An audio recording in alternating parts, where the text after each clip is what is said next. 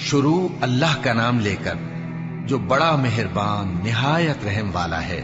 الف لام میم۔ کیا لوگ یہ خیال کیے ہوئے ہیں کہ صرف یہ کہنے سے کہ ہم ایمان لے آئے چھوڑ دیے جائیں گے اور ان کی آزمائش نہیں کی جائے گی؟ اور جو لوگ ان سے پہلے ہو چکے ہیں ہم نے ان کو بھی آزمایا تھا اور ان کو بھی آزمائیں گے، سو اللہ ان کو ضرور معلوم کرے گا جو اپنے ایمان میں سچے ہیں اور ان کو بھی جو جھوٹے ہیں۔ کیا وہ لوگ جو برے کام کرتے ہیں یہ سمجھے ہوئے ہیں کہ یہ ہمارے قابو سے نکل جائیں گے؟ جو فیصلہ یہ کرتے ہیں برا ہے۔ جو شخص اللہ کی ملاقات کی امید رکھتا ہو تو اللہ کا مقرر کیا ہوا وقت ضرور آنے والا ہے، اور وہ سننے والا ہے، جاننے والا ہے۔ اور جو شخص محنت کرتا ہے تو اپنے ہی فائدے کے لیے محنت کرتا ہے، بے شک اللہ تو سارے جہان سے بے نیاز ہے۔ اور جو لوگ ایمان لائے اور نیک عمل کرتے رہے ہم ان کے گناہوں کو ان سے دور کر دیں گے اور ان کو ان کے اعمال کا بہت اچھا بدلہ دیں گے۔ اور ہم نے انسان کو اس کے ماں باپ کے ساتھ نیک سلوک کرنے کا حکم دیا ہے۔ اے مخاطب، اگر تیرے ماں باپ تجھے مجبور کریں کہ تو میرے ساتھ کسی کو شریک بنائے جس کی حقیقت کی تجھے واقفیت نہیں تو ان کا کہا نہ مانیو۔ تم سب کو میری طرف لوٹ کر آنا ہے، پھر جو کچھ تم کرتے تھے میں تم کو جتا دوں گا۔ اور جو لوگ ایمان لائے اور نیک عمل کرتے رہے ان کو ہم نیک لوگوں میں داخل کریں گے۔ اور بعض لوگ ایسے ہیں جو کہتے ہیں کہ ہم اللہ پر ایمان لائے، پھر جب ان کو اللہ کے راستے میں کوئی ایذا پہنچتی ہے تو لوگوں کے ایذا پہنچانے کو یوں سمجھتے ہیں جیسے اللہ کا عذاب۔ اور اگر تمہارے پروردگار کی طرف سے مدد پہنچے تو کہتے ہیں کہ ہم تو تمہارے ساتھ تھے۔ کیا جو اہل عالم کے سینوں میں ہے اللہ اس سے واقف نہیں؟ اور اللہ ان کو ضرور معلوم کرے گا جو سچے مومن ہیں، اور وہ منافقوں کو بھی معلوم کر کے رہے گا۔ اور جو کافر ہیں وہ مومنوں سے کہتے ہیں کہ ہمارے طریقے پر چلو اور ہم تمہارے گناہ اٹھا لیں گے، حالانکہ وہ ان کے گناہوں کا کچھ بھی بوجھ اٹھانے والے نہیں۔ کچھ شک نہیں کہ یہ جھوٹے ہیں اور یہ اپنے بوجھ بھی اٹھائیں گے اور اپنے بوجھوں کے ساتھ اور لوگوں کے بوجھ بھی۔ اور جو جھوٹ یہ لوگ گھڑتے رہے قیامت کے دن ان کی ان سے ضرور پرسش ہوگی۔ اور ہم نے نوح کو ان کی قوم کی طرف بھیجا تو وہ ان میں 50 برس کم 1000 برس رہے۔ پھر ان لوگوں کو طوفان کے عذاب نے آ پکڑا اور وہ ظالم تھے۔ پھر ہم نے نوح کو اور کشتی والوں کو نجات دی اور کشتی کو اہل عالم کے لیے نشانی بنا دیا۔ اور ابراہیم کو یاد کرو جب انہوں نے اپنی قوم سے کہا کہ اللہ کی عبادت کرو اور اس سے ڈرو، اگر تم سمجھ رکھتے ہو تو یہ تمہارے حق میں بہتر ہے۔ تم تو اللہ کو چھوڑ کر بتوں کو پوجتے اور جھوٹی باتیں بناتے ہو۔ جن لوگوں کو تم اللہ کے سوا پوجتے ہو وہ تم کو رزق دینے کا اختیار نہیں رکھتے، بس اللہ ہی کے ہاں سے رزق طلب کرو اور اسی کی عبادت کرو اور اسی کا شکر کرو، اسی کی طرف تم لوٹ کر جاؤ گے۔ اور اگر تم جھٹلاتے ہو تو تم سے پہلے بھی امتیں اپنے پیغمبروں کی تکذیب کر چکی ہیں، اور پیغمبر کے ذمے کھول کر سنا دینے کے سوا اور کچھ نہیں۔ کیا انہوں نے نہیں دیکھا کہ اللہ کس طرح خلقت کو پہلی بار پیدا کرتا ہے پھر کس طرح اس کو دوبارہ پیدا کرے گا؟ یہ اللہ کو آسان ہے۔ کہہ دو کہ ملک میں چلو پھرو اور دیکھو کہ اس نے کس طرح خلقت کو پہلی دفعہ پیدا کیا ہے، پھر اللہ ہی دوسری بار بھی پیدا کرے گا۔ بے شک اللہ ہر چیز پر قادر ہے۔ وہ جسے چاہے عذاب دے اور جس پر چاہے رحم کرے، اور اسی کی طرف تم لوٹائے جاؤ گے۔ اور تم اس کو نہ زمین میں عاجز کر سکتے ہو نہ آسمان میں، اور نہ اللہ کے سوا تمہارا کوئی دوست ہے اور نہ مددگار۔ اور جن لوگوں نے اللہ کی آیتوں سے اور اس کے سامنے حاضر ہونے سے انکار کیا وہ میری رحمت سے نا امید ہو گئے ہیں اور ان کو درد دینے والا عذاب ہوگا۔ تو ان کی قوم کے لوگ جواب میں بولے تو یہ بولے کہ اسے مار ڈالو یا جلا دو، مگر اللہ نے ان کو آگ میں جلنے سے بچا لیا۔ جو لوگ ایمان رکھتے ہیں ان کے لیے اس میں نشانیاں ہیں۔ اور ابراہیم نے کہا کہ تم جو اللہ کو چھوڑ کر بتوں کو لے بیٹھے ہو تو دنیا کی زندگی میں باہم دوستی کے لیے، مگر پھر قیامت کے دن ایک دوسرے کی دوستی سے انکار کر دو گے اور ایک دوسرے پر لعنت بھیجو گے، اور تمہارا ٹھکانہ دوزخ ہوگا اور کوئی تمہارا مددگار نہ ہوگا۔ بس ان پر ایک لوط ایمان لائے اور ابراہیم کہنے لگے کہ میں اپنے پروردگار کی طرف ہجرت کرنے والا ہوں، بے شک وہ غالب ہے، حکمت والا ہے۔ اور ہم نے ان کو اسحاق اور یعقوب بخشے اور انہی کی اولاد میں پیغمبری اور کتاب رکھ دی، اور ان کو دنیا میں بھی ان کا صلہ عنایت کیا اور وہ آخرت میں بھی نیک لوگوں میں ہوں گے۔ اور لوط کو یاد کرو جب انہوں نے اپنی قوم سے کہا کہ تم عجب بے حیائی کے مرتکب ہوتے ہو، تم سے پہلے اہل عالم میں سے کسی نے ایسا کام نہیں کیا۔ کیا تم مردوں کی طرف مائل ہوتے اور راہزنی کرتے ہو اور اپنی مجلسوں میں ناپسندیدہ کام کرتے ہو؟ تو ان کی قوم کے لوگ جواب میں بولے تو یہ بولے کہ اگر تم سچے ہو تو ہم پر عذاب لے آؤ۔ لوط نے کہا کہ اے میرے پروردگار، ان مفسد لوگوں کے مقابلے میں مجھے نصرت عنایت فرما۔ اور جب ہمارے فرشتے ابراہیم کے پاس خوشی کی خبر لے کر آئے تو کہنے لگے کہ ہم اس بستی کے لوگوں کو ہلاک کر دینے والے ہیں کہ یہاں کے رہنے والے نافرمان ہیں۔ ابراہیم نے کہا کہ اس میں تو لوط بھی ہیں۔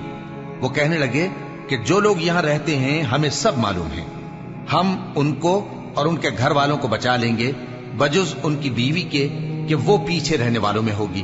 اور جب ہمارے فرشتے لوط کے پاس آئے تو وہ ان کی وجہ سے ناخوش اور تنگ دل ہوئے۔ فرشتوں نے کہا کچھ خوف نہ کیجیے اور نہ رنج کیجیے، ہم آپ کو اور آپ کے گھر والوں کو بچا لیں گے مگر آپ کی بیوی کے پیچھے رہنے والوں میں ہوگی۔ ہم اس بستی کے رہنے والوں پر اس سبب سے کہ یہ بد کرداری کرتے رہے ہیں آسمان سے عذاب نازل کرنے والے ہیں، اور ہم نے سمجھنے والے لوگوں کے لیے اس بستی کی ایک کھلی نشانی چھوڑ دی۔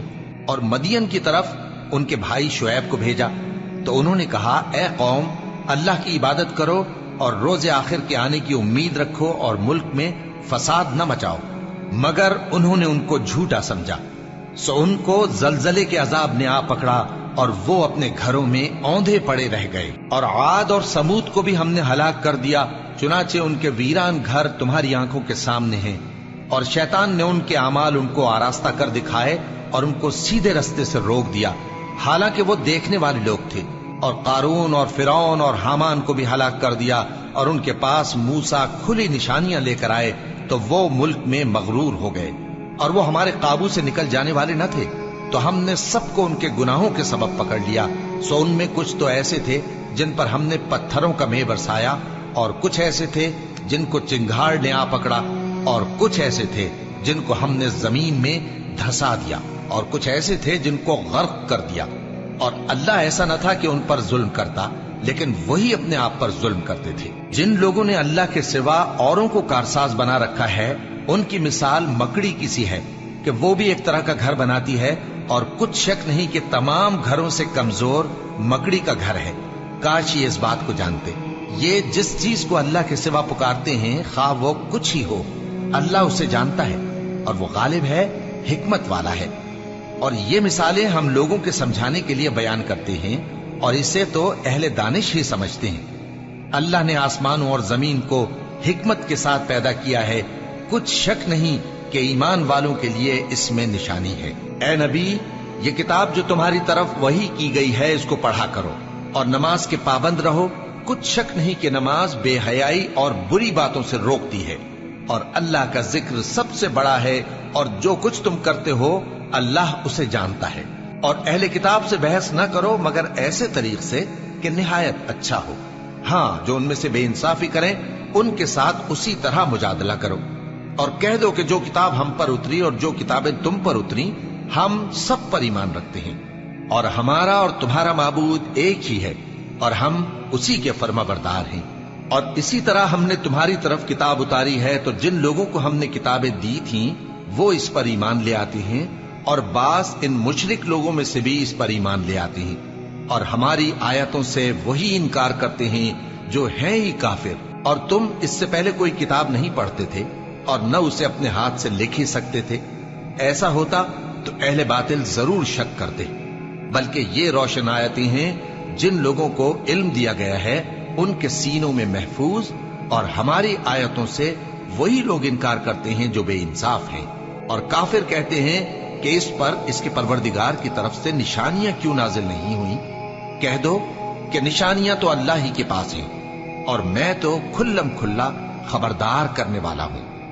کیا ان لوگوں کے لیے یہ کافی نہیں کہ ہم نے تم پر کتاب نازل کی جو ان کو پڑھ کر سنائی جاتی ہے؟ کچھ شک نہیں کہ مومن لوگوں کے لیے اس میں رحمت اور نصیحت ہے۔ کہہ دو کہ میرے اور تمہارے درمیان اللہ ہی گواہ کافی ہے۔ جو چیز آسمانوں اور زمین میں ہے وہ سب کو جانتا ہے، اور جن لوگوں نے باطل کو مانا اور اللہ سے انکار کیا وہی نقصان اٹھانے والے ہیں۔ اور یہ لوگ تم سے عذاب کے لیے جلدی کر رہے ہیں، اور اگر ایک وقت مقرر نہ ہو چکا ہوتا تو ان پر عذاب آ بھی گیا ہوتا، اور وہ کسی وقت میں ان پر ضرور اچانک آ کر رہے گا اور ان کو معلوم بھی نہ ہوگا۔ یہ تم سے عذاب کے لیے جلدی کر رہے ہیں، جبکہ دوزخ تو کافروں کو گھیر لینے والی ہے۔ جس دن عذاب ان کو ان کے اوپر سے اور ان کے پیروں کے نیچے سے ڈھانک لے گا، اور اللہ فرمائے گا کہ جو کام تم کیا کرتے تھے اب ان کا مزہ چکھو۔ اے میرے بندو جو ایمان لائے ہو، میری زمین فراخ ہے تو میری ہی عبادت کرو۔